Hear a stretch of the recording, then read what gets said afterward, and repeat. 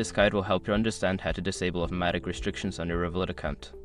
Follow these steps to manage your account settings effectively. Step 1. Open the Revolut app. Launch the Revolut app on your mobile device.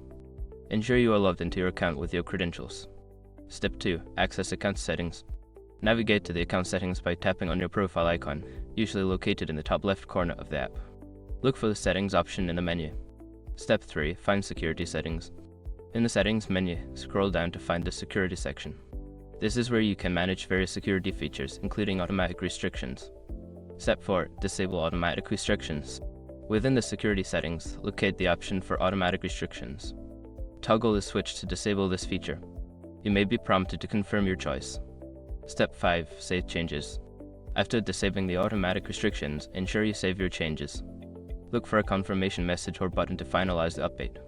By following these steps, you can successfully disable automatic restrictions on your Revolut account.